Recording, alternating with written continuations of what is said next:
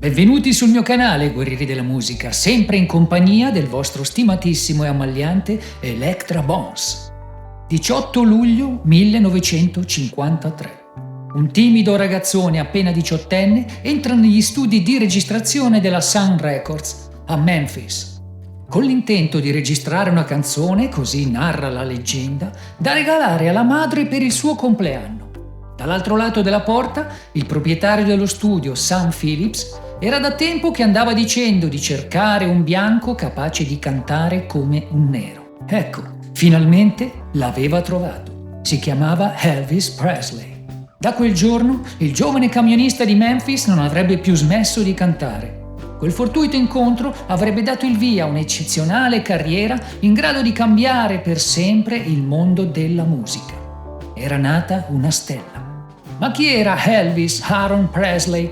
Come era riuscito un timido ragazzo di provincia americana alla fine degli anni 50 a conquistare in breve tempo una fama di proporzioni enormi? Fama che non accenna a diminuire neanche oggi, a quasi 50 anni dalla sua morte. Come era diventato The King, generando un impatto rivoluzionario non solo sulla musica, ma anche sulla cultura popolare, trasformandolo in un'icona fondamentale dei suoi tempi e ancora di questo secolo. Mettetevi comodi e andiamo a scoprirlo insieme in questo nuovo video. Pronti a partire? Non dimenticate il like se il video vi è piaciuto e iscrivetevi al canale. E ora andiamo!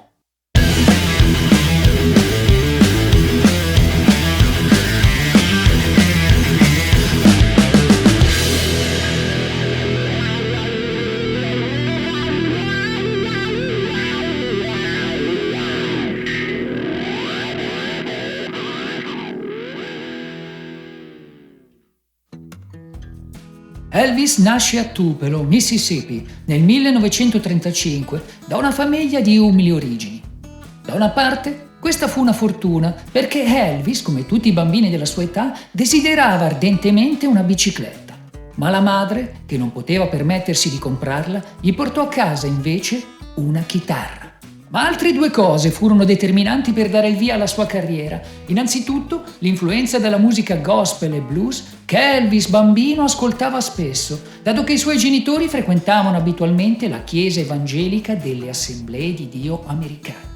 E in secondo luogo, il trasferimento della famiglia a Memphis, nello stato del Tennessee, nel settembre del 1948, con la speranza di migliorare le proprie condizioni di vita, dato che il padre, dopo aver scontato 6 mesi di prigione a causa di un assegno falsificato, faticava a trovare lavoro. Memphis, in quegli anni, era un crogiolo di generi musicali, nonché il cuore pulsante della musica blues, con la leggendaria Beale Street come epicentro di questo fermento.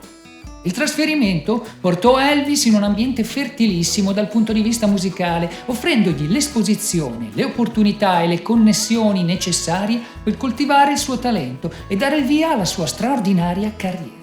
Probabilmente, senza questo fortuito passaggio, la storia della musica rock and roll avrebbe potuto essere molto diversa.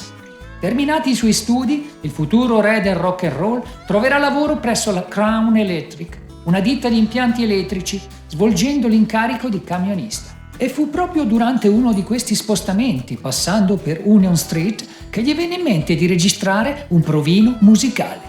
Se a spingerlo sia stato il desiderio di fare un regalo alla madre o quello di provarci con la musica che amava tanto, non c'è dato saperlo con certezza. Come detto nell'introduzione, l'ingresso di Elvis nello studio di Sam Phillips fu una svolta non solo per il nostro artista, ma anche per quest'ultimo. Ascoltando la voce calda ed evocativa, l'energia e il ritmo capaci di imprimere alla canzone da questo giovanissimo di bell'aspetto, Sam rimase folgorato, a tal punto che decise di investire sul ragazzo, creandogli un gruppo su misura con cui allenarsi e provare. Ingaggiò quindi 2 turnisti esperti, il contrabbassista Bill Black e il chitarrista Scotty Moore. Quest'ultimo diventerà poi anche il suo primo manager. E quando infine si unì a loro il batterista DJ Fontana, i Blue Moon Boys, così decisero di chiamarsi, cominciarono a girare i locali per promuovere il giovane emergente. Le sue prime registrazioni furono That's Alright e Blue Moon of Kentucky, rielaborazioni di pezzi già esistenti che misero in evidenza il suo stile innovativo, capace di fondere blues, country e gospel.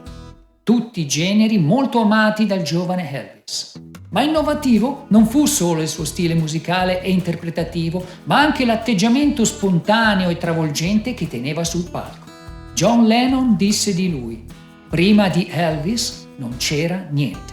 E questa affermazione ci fa capire quanto sia stato rivoluzionario ogni aspetto del nostro artista. In effetti, diversi anni prima che con i 4 di Liverpool scoppiasse la Beatlesmania, nella prima metà degli anni 60, Elvis fu uno dei primi artisti a provocare fenomeni di isteria di massa durante le sue esibizioni, soprattutto nel pubblico femminile delle teenagers. Le sue movenze sul palco, insieme alle sue espressioni languide e oltraggiose, furono l'elemento fondamentale e inconfondibile del suo carisma e del suo successo. Erano una miscela esplosiva di energia, sensualità, sfrontatezza e magnetismo innato, che rivoluzionarono il modo di esibirsi nel panorama musicale. Tutto questo gli costò, per via del suo ancheggiamento pelvico, fra i tanti soprannomi che gli affibbiarono, l'appellativo di Elvis the Pelvis, nomignolo che al giovane cantante non piaceva molto. Con i Blue Moon Boys, Elvis fece il suo primo tour ufficiale nel sud degli Stati Uniti e qui bisogna sottolineare un altro importante ruolo che assunse Elvis nella storia della musica. Sicuramente il grande successo del re permise di sdoganare il grande patrimonio musicale dei neri tra i fruitori bianchi. The Hillbilly Cat, uno dei primi soprannomi affibbiatogli, riuscì ad amplificare la potenza comunicativa ed emotiva presente nella musica nera, impacchettandola in un involucro country più rassicurante per gli ascoltatori del sud degli Stati Uniti, ancora fondamentalmente impregnati da sentimenti razzisti. Un successivo passo avanti nella carriera di Elvis avvenne il 22 novembre del 1955, quando Sam Phillips fu costretto a cedere il contratto che lo legava al giovane artista al colosso Radio Corporation of America, RCA. Passo obbligato a causa delle difficoltà logistiche e organizzative della sua piccola realtà. Da qui in poi, partendo da uno dei primi brani di ispirazione blues inciso con la nuova etichetta, Heartbreak Hotel, la carriera del cantante subì uno slancio ulteriore, consolidando la sua notorietà a livello internazionale.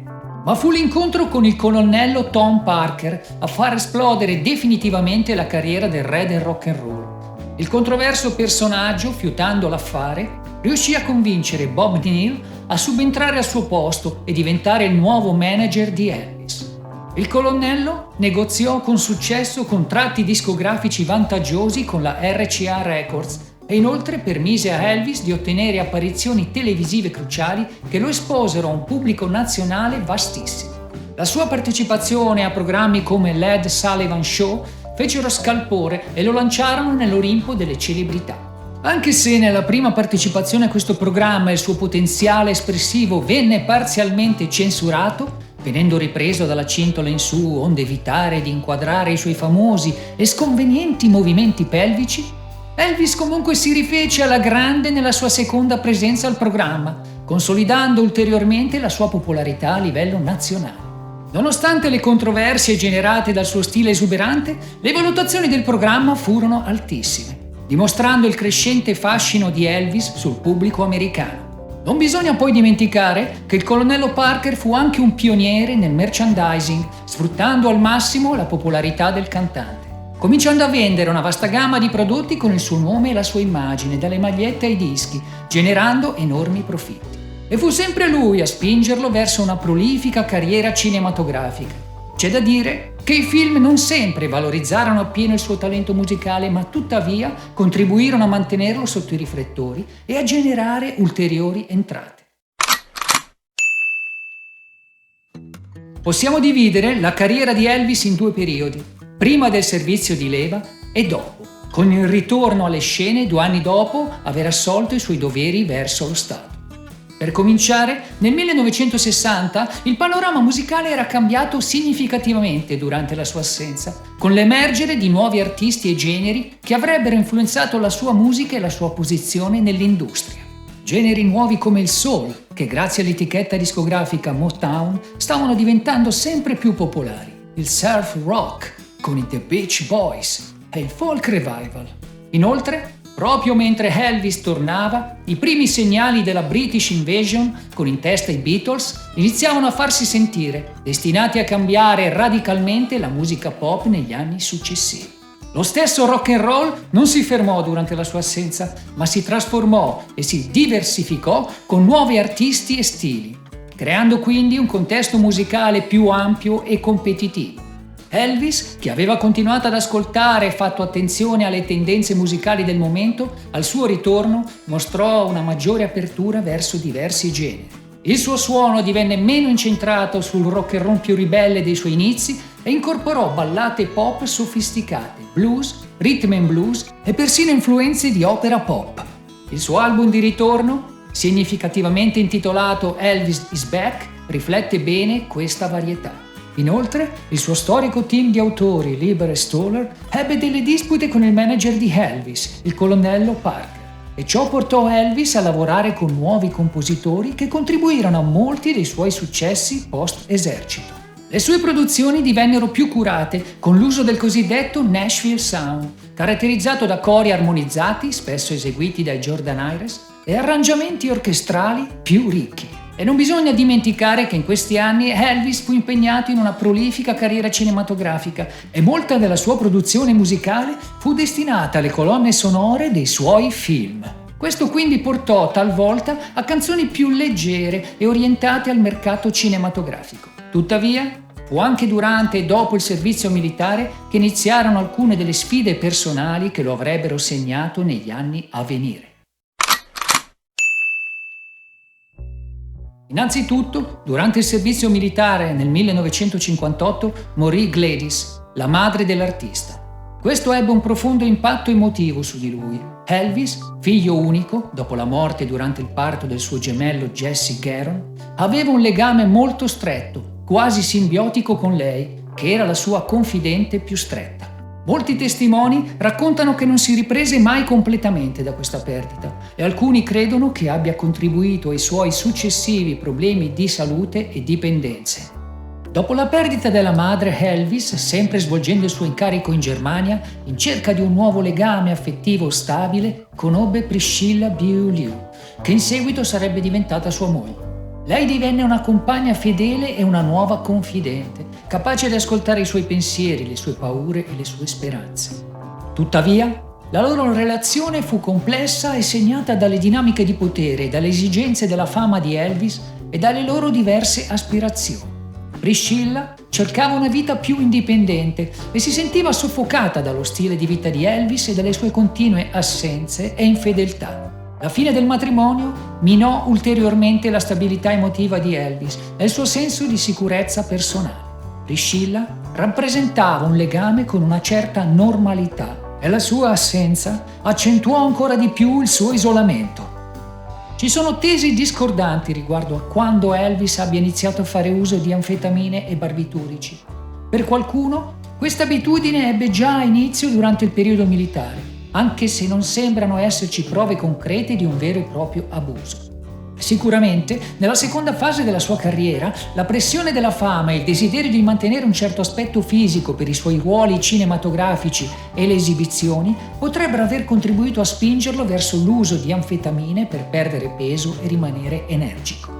Dopodiché, l'abuso di farmaci deve essersi sviluppato gradualmente negli anni successivi, in risposta alle pressioni della sua carriera sempre più impegnativa e intensa e ai problemi di salute.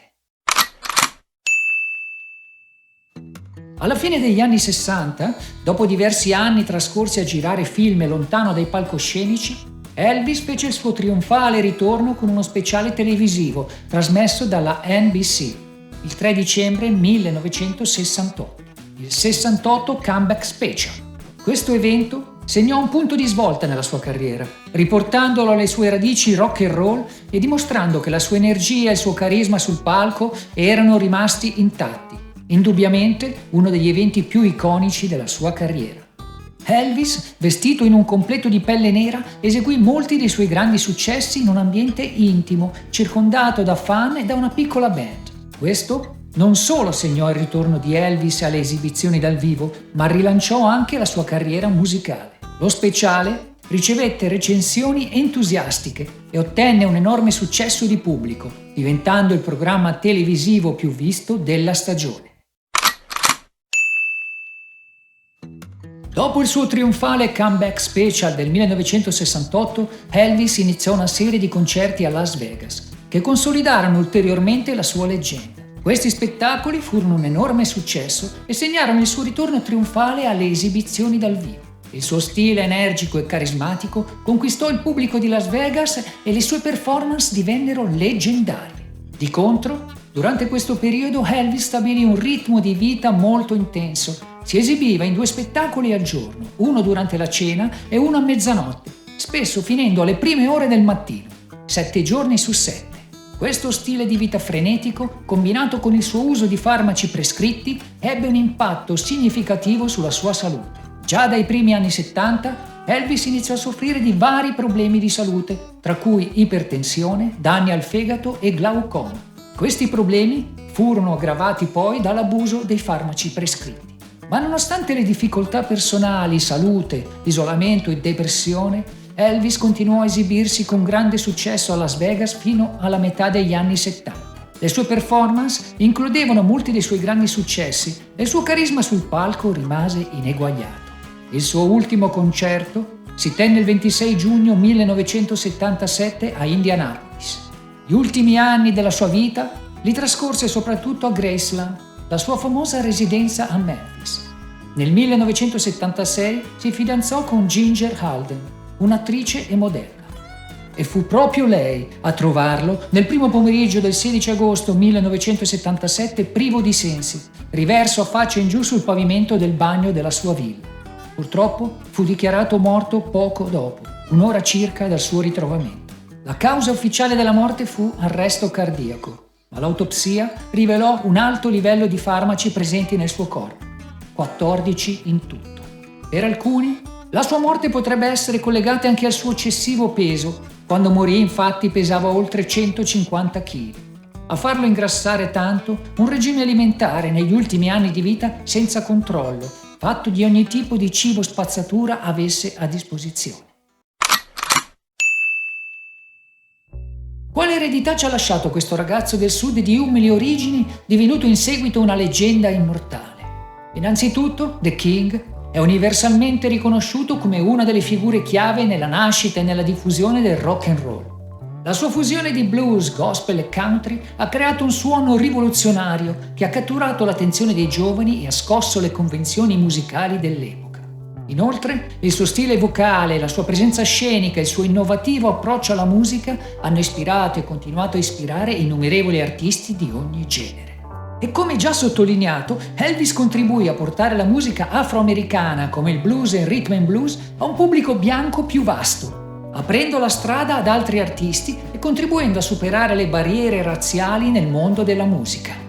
In sintesi, Elvis Presley non è stato solo un musicista di successo, ma un vero e proprio fenomeno culturale che ha lasciato un'impronta indelebile sulla storia del XX secolo. La sua musica continua a vivere, la sua immagine è iconica e il suo impatto sulla cultura popolare è innegabile, rendendolo una delle figure più importanti e durature nella storia dell'intrattenimento a 360 gradi. Electra Bones vi saluta. Vi aspetto per una nuova puntata percorrendo insieme le tappe più importanti della storia del rock. E non dimenticate di sostenermi se il video vi è piaciuto. Grazie di cuore. Stay tuned, stay rock!